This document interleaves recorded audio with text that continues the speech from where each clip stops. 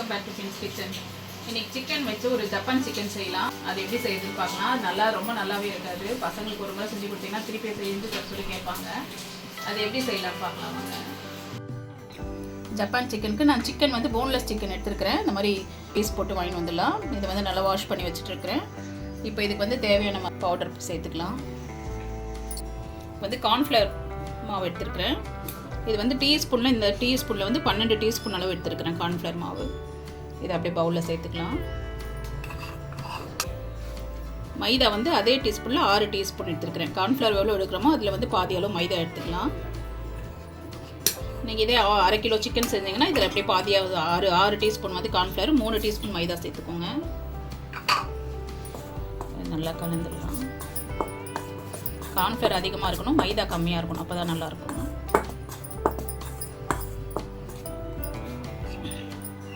இதில் வந்து மிளகுத்தூள் ஒரு 2 டீஸ்பூன் அளவு சேர்த்துக்கலாம்.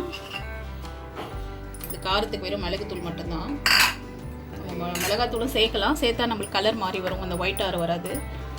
அதனால் மிளகுத்தூள் மட்டும் சேர்த்துக்கலாம். தேவையான அளவு சால்ட்டு சேர்த்துக்கலாம். இந்த மாவுக்கு மட்டும் சால்ட்டு சேர்த்துக்கலாம். சேர்த்துட்டு இதை நல்லா கலந்துட்டு இதை கொஞ்சமாக தண்ணி ஊற்றி கலந்துக்கலாம்.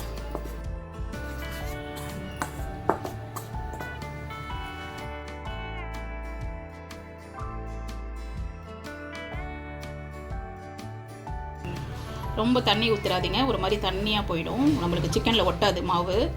அதனால் ஒரு திக் பேட்டர் மாதிரி கரைச்சிக்கலாம்.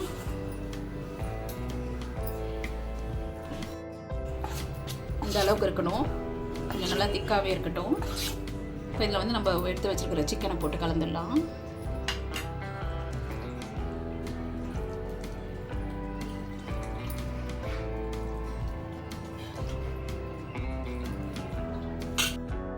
இதை அப்படியே ஒன்றா கலந்து வச்சிடலாம்.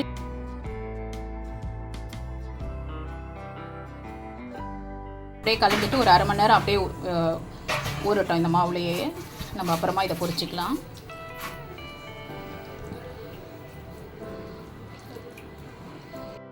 இதில் நீங்கள் ஃப்ரிட்ஜில் வச்சாலும் ஒரு 1/2 hour ஃப்ரிட்ஜில் வச்சு கூட எடுத்துக்கலாம். இது அப்படியே இருக்கட்டும்.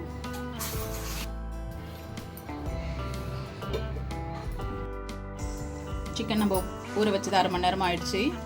இது நல்லா ஊறிட்டுருக்கு. இது நம்ம அப்படியே எண்ணெயில் போட்டு பொரிச்சு எடுத்துக்கலாம். பாருங்கள், நல்லா தலை இருந்தது, இப்போ நல்லா கொஞ்சம் இல்லை ஒன்றா சேர்ந்த மாதிரி வந்திருக்கு. இதை அப்படியே எண்ணெயில் போட்டு நம்ம பொரிச்சிக்கலாம். அப்படியே எண்ணெயில் போட்டுக்கலாம்.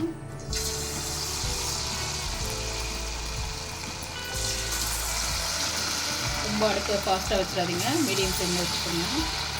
ஏன்னா மேலே நல்லா மாறிடும், கலர் வந்துடும், உள்ள சிக்கன் வேகாமல் இருக்கும்.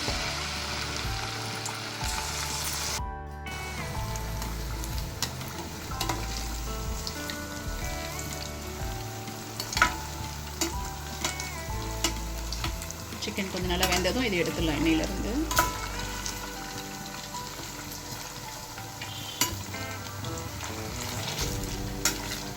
அப்படியே கொஞ்சம் திருப்பி விட்டு வேக வச்சுக்கலாம். தனித்தனியாக கொஞ்சம் பிரித்து விட்டுருங்க, இல்லை எல்லாம் ஒன்றா ஒட்டிக்கணும். அந்த கார்ன்ஃப்ளவர் மாவு சேர்த்துக்கிறதுனால ஒன்றோட ஒன்று ஒட்டிக்கிற மாதிரி இருக்கும். அவ்வளோதான், சிக்கன் நல்லா வெந்துருச்சு. இந்த அளவு இருந்தால் போட்டு எடுத்துடலாம்.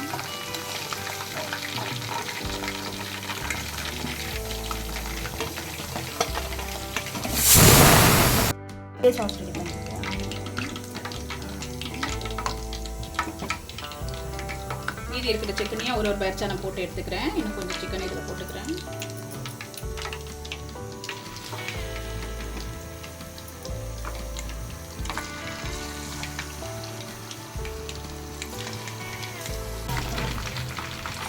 எடுத்துடலாம், வெந்துருச்சு. இதுவும்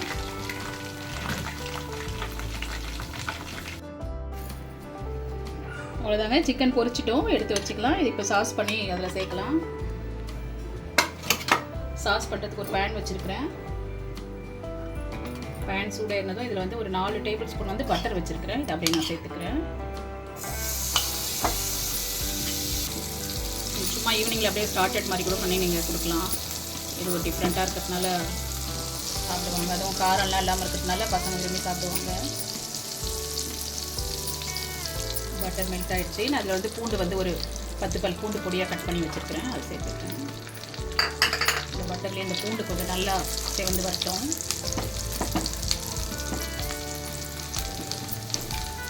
ரொம்ப வறுக்க வேணாம், ஓரளவுக்கு கொஞ்சம் கலர் மாதிரி வந்ததும் நம்ம அடுத்த கொஞ்சம் சேர்க்கலாம். கொஞ்சம் கலர் பூண்டு நல்லா ஓரளவு ப்ரௌன் ஆகிடுச்சு. இதுலேயே வந்து பச்சை மிளகா ஒரு 6 மிளகா நீட்டாக கட் பண்ணி வச்சுருக்கிறேன், அது சேர்த்துக்கிறேன்.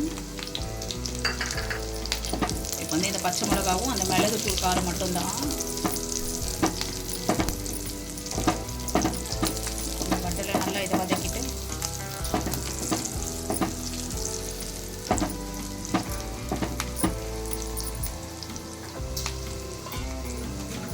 இந்த காரம் இன்னும் கம்மியாக வேணும்னா நீங்கள் மிளகா கம்மி கூட பண்ணிக்கலாம்.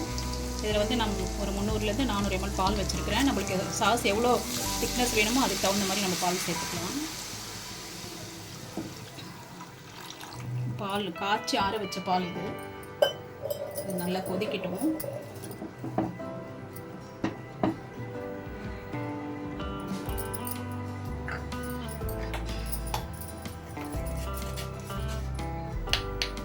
பால் கொதிக்கிறதுக்குள்ளே இந்த சாஸ்க்கு தேவையான அளவு சால்ட் சேர்த்துக்கலாம்.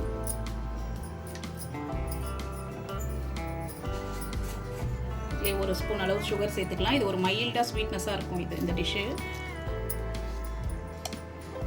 ஒரு ஸ்பூன் சுகர் சேர்த்துக்கலாம். 2 கரண்டி பால் நல்லா கொதி வரட்டும்.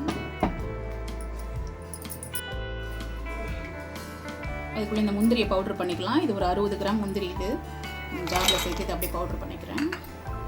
இந்த அளவுக்கு நல்லா முந்திரி இந்த அளவுக்கு நல்லா பவுட்ரு பண்ணிக்கலாம், பண்ணி வச்சுக்கலாம் அப்படியே. இப்போ பால் நல்லா கொதி வந்துடுச்சு. இதிலே நம்ம பொரிச்சு வச்சுருக்கிற சிக்கனை சேர்த்துக்கலாம். இந்த சிக்கன் நல்லா அந்த பாலெல்லாம் இழுத்து நல்லா கொஞ்சம் ஜூஸி ஆகட்டும்.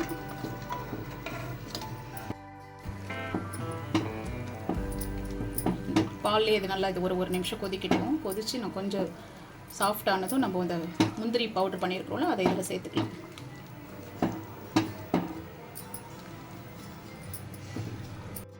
சாஸ்னால் ஒன்றும் நம்ம டொமேட்டோ கெச்சப்பு சோயா சாஸ்லாம் ஒன்றும் சேர்க்க வேண்டியதில்லை. இது வெறும் இந்த பாலும் இந்த முந்திரி பவுடரும் தான் இதுக்கு இது முக்கியமாக சேர்க்குறது. இது ஜப்பான் சிக்கன் இப்போது ஈரோடு ரெஸ்டாரண்ட்லாம் இது ரொம்ப ஃபேமஸாக கிடைக்குது. இது நம்ம யூஸ் பண்ணுற பொருளை வச்சு செய்கிறது தான் இது. ஆனால் பேர் மட்டும்தான் ஜப்பான் சிக்கன் சொல்கிறோம். ஒரு முறை பண்ணி கொடுத்து பாருங்கள். நான் ஒரு முறை ட்ரை பண்ண ரொம்ப நல்ல பசங்க நல்லா விரும்பி சாப்பிட்டாங்க. நீங்கள் உங்கள் வீட்டில் இப்போ ட்ரை பண்ணி கொடுத்து பாருங்கள். கொஞ்சம் நல்லா இந்த பால்லேயே இது குக் ஆகட்டும். நல்லா கொதிக்குது பாலோடு சேர்ந்து. ஒரு 2 நிமிஷம் நல்லா வேகட்டும் இந்த பாலில். இதோ 2 நிமிஷமாக கொதிச்சுட்டு இருக்கு. நம்ம இதில் அந்த பவுட்ரு பண்ணியிருக்கிற முந்திரியை சேர்த்துக்கலாம்.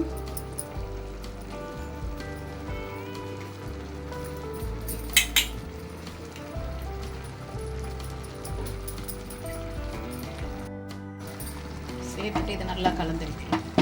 அடுப்பை சிம் பண்ணிக்கோங்க, இது டக்குன்னு கட்டி ஆகிடும்.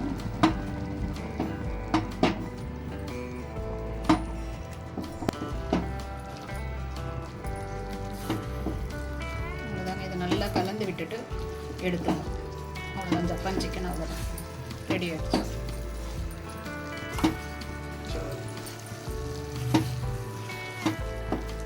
ரொம்ப கட்டி ஆகிட்டாலும் நீங்கள் கொஞ்சம் பால் ஊற்றிக்கிட்டு டைல்யூட் பண்ணிக்கலாம்.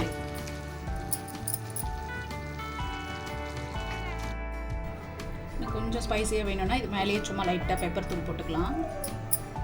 போடணுன்னு அவசியம் இல்லை, விருப்பம் இருந்தால் போட்டு.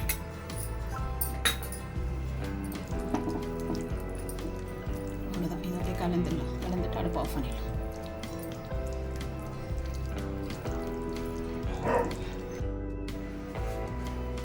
அவ்வளோதான், நான் ஒரு பவுலில் எடுத்துட்டேன். இது மேலே நமக்கு வேணும்னா லைட்டாக சில்லி ஃப்ளேக்ஸ் சேர்த்துக்கலாம். சேர்த்துட்டு இதை அப்படியே நம்ம எடுத்து சாப்பிட வேண்டியதுதான்.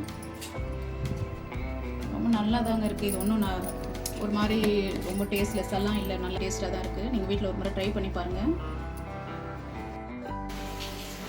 அவ்வளோதாங்க, இந்த மாதிரி ஒரு முறை ட்ரை பண்ணி கொடுத்து பாருங்கள் வீட்டில் இருக்கிறவங்களுக்கு.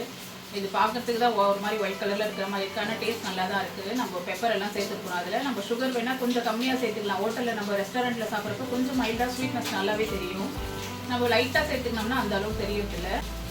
நீங்கள் செஞ்சதுமே எடுத்து சுட சுட கொடுத்துருங்க. இல்லைன்னா கொஞ்சம் நேரம் ஆச்சுன்னா ஒரு மாதிரி கட்டியாகிடும் மாதிரி ஆகிடுது. அது நல்லா ஜூஸியாக நல்லா இருக்குது. அது ஜப்பான் சிக்கன் சாப்பிட்றதுக்கு எங்கள் வீட்டில் எல்லாருக்குமே ரொம்ப பிடிச்சிருக்குது. இந்த மாதிரி ட்ரை பண்ணி பாருங்கள். இந்த வீடியோ பிடிச்சிருந்தால் லைக் பண்ணுங்கள், ஷேர் பண்ணுங்கள், சப்ஸ்கிரைப் பண்ணுங்கள். தேங்க்யூ.